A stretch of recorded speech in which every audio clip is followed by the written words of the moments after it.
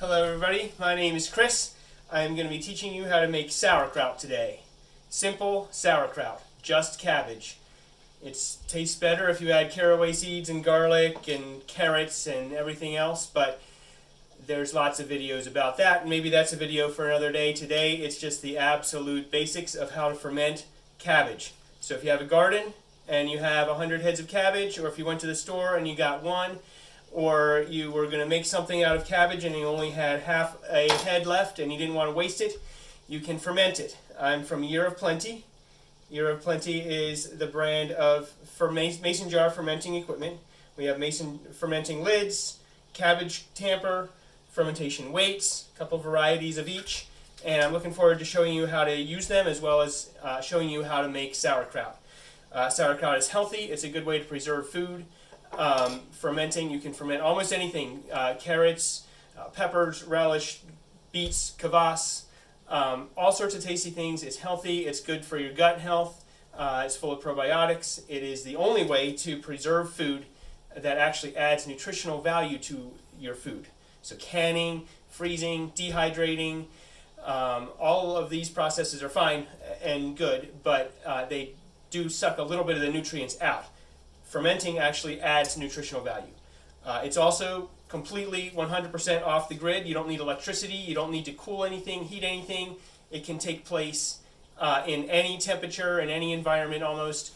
It was really the only way to preserve food, one of the only ways to preserve food up until 100 years ago when electricity was invented. So anybody who's into homesteading or gardening or healthy eating or prepping, anything like that, it would be very interested in learning how to ferment. And I'm going to show you the absolute basics today in this video.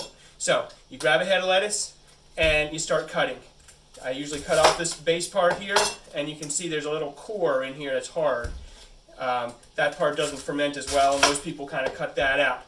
So you just cut it out like you would an apple core. It's really only a couple of inches thick. So you can just get rid of this square, set that aside. Also, as you're cutting it out, there's going to be some of these external leaves that that come off. You want to keep these aside as well, just for now. We'll come back to those in a minute. All right, so you want to peel off a couple of good ones. If there's something that's wilted like that, you can throw it away.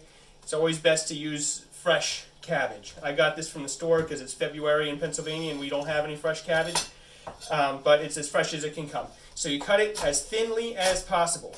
Very, very thin slice. You can also use a vegetable shredder, cabbage shredder for this, but you don't want to watch me do that, so I'm going to trade this out for some that I've already done. Move that off to the side.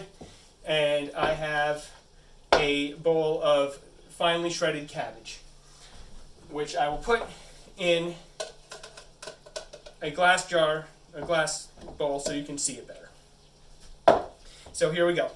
So at this point, all you need to do is grab a pinch of salt. This is the pink Himalayan salt. You can also use canning salt, anything like that, but just a pinch will do. Not much. Okay, this is one head of lettuce, actually about half a head. The rest is in here.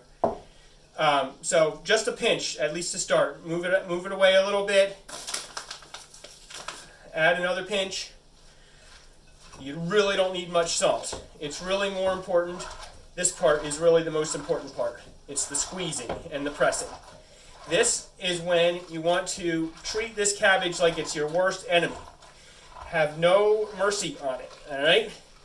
I'm a therapist by trade, at least I used to be, still am licensed, and I think this would be a great way to get out frustration and anxiety and worry in people if they could just learn how to make sauerkraut. Alright, so you squeeze and you squeeze and you squeeze and you squeeze. Now, I already squeezed some out here, okay? This process normally takes about 10 minutes before you start getting a brine out. That salt interacts with the liquids and the juices inside the cabbage, and before you know it, you start getting what's called a brine to come out. And you got to keep going. Treat this thing like it's your worst enemy.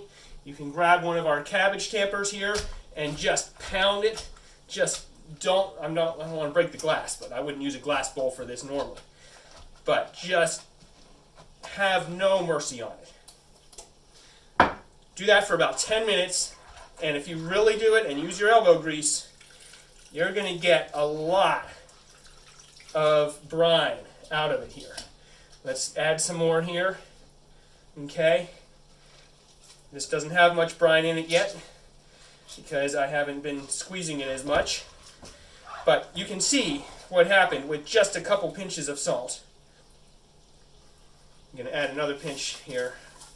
Don't be tempted to use too much salt. That's always a temptation. It's always more tempting to use just more salt to get more brine out. But it's better to squeeze harder to get more brine out. Otherwise, you'll end up with really salty tasting sauerkraut. It might not taste as good. I'm going to wash my hands real quick. That was probably pointless because I got to go right back into it. So now is when you need to get out a mason jar. Now, our fermenting equipment can use any size mason jar as long as it's wide mouth mason jar. Okay, our lids will screw on any size mason jar, and our fermentation weights will go in any size mason jar. So, first thing you want to do, I'll use the little one to start. Any extra, we'll put in the bigger ones. First thing you want to do is start putting it in these jars. Now, you don't want to put it in loose like that. This is when you really use the cabbage tamper. You want to pack that in as tight as you can. No bubbles in there, no air in there. As little air as possible. Just take a handful or two and pack it in some more. Pack, pack, pack. And you can see there's a brine starting to come up around the edges there. Now this cabbage tamper is 12 inches long, so even if you were making a half gallon, it would fit. Right? You don't want to have it too short or else you'll get bloody knuckles there, but you won't with our cabbage tamper. Alright, so let's add some more here. Pack it tight. Alright, now this is just a little bit. Okay, if you only had half a head of cabbage or even less, this size mason jar would do. Normally you're going to be using bigger ones like this, but just for our purposes I want to do this. Okay, now you're going to pour in the brine. Okay, don't be tempted just to grab some water from the tap. You could do that, but it's better if you use its own juices. Okay, now here's the thing. This will ferment. Got to clean off the sides here, make sure nothing is exposed to the air. This will ferment. If you set this aside, it is now preserved, and it will ferment, and in a couple days it'll start tasting like sauerkraut. Usually you'll want to leave it for maybe a week or two or a month. I've eaten it after a year and lived to tell the tale, but I don't know if I'd recommend that. But the thing is, if any of this stuff comes up and is exposed to the elements or exposed to air, oxygen will get in there and it will ruin the ferment. All the good bacteria that are bubbling around in there, oxygen will kill it off and cause mold. So somehow you have to make sure everything is always underwater, submerged. And the way you do that is a fermentation weight. See that? Now, nothing is coming up around. Our fermentation weights are designed to be very slightly convex. Bubbles can come up and out, but the fermented veggies will not. We also have, it's a non-slip grip. Okay, you can get it in and out very easily. You want to leave at least an inch of headspace here. This is not enough headspace. Okay, I packed it too tight. You want this to be down further because the first couple days, these bubbles are going to come up and out and bubbling. The good bacteria are just going to go on their honeymoon, and they're going to be going crazy in there. So, we have the fermentation weight holding everything under the brine. Hopefully nothing comes up around or anything. If it does, you just take it out with a spoon the next day. This is called a fermentation lid. It's got, and we have white and we have clear lids. I'm going to use a clear lid. Those are slightly more popular because you can kind of see what's going on in there. This is called an airlock. It's got 3 pieces. This main piece, this is called the float. It goes right in there like that, and then the cap. This cap has tiny little holes in the top. What you want to do is fill this up halfway with water.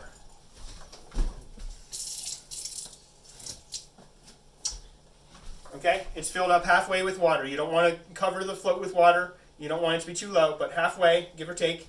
Put the lid back on. Insert it into the hole here. There's a silicone grommet and there's a silicone gasket on the inside here that seals this mason jar lid to the mason jar. The grommet seals the airlock to the lid, and now you have an air. Air cannot get through this grommet or that seal, but the bubbles can get out. They can go up through that water, down and around, and out these little holes in the top. But you know what cannot go down through and through the water and down through is bugs or dust, or even worse, oxygen. Oxygen is physically impossible, cannot go through the water and down and in. These airlocks have been used for centuries. This is how our ancestors fermented. There are other options available that require burping or pumping air out or something, but these are foolproof. And that's why we make these, because these are traditional and they've been what the people who have fermented have been using for centuries. So we trust these to work. Anybody who ferments knows how these work. And there you have it. You can let this sit for a couple of days. Every couple of days you want to go in there and look at it and taste it. When it tastes good, it's done and you can eat it. It will also last for a long time. The good bacteria is preserving the food and making it healthier for you. You don't have to put this in the fridge. You don't have to put it anywhere really, although you should probably put it in a dark place. You don't want the sunlight hitting it very much. So in the cabinet, under the sink, above the sink, in the basement, under the stairs, wherever. And that's the extent of it. Thank you. I hope this was helpful. Please leave any comments below. Subscribe below, please. And in the next video, we're going to learn how to do something else. Maybe make kvass or kimchi or pickles or a different variety of sauerkraut. In the meantime, blessings to you. And I hope that God uses this to make you healthier, more independent, more self-sufficient, and that He adds to your knowledge daily. Thank you.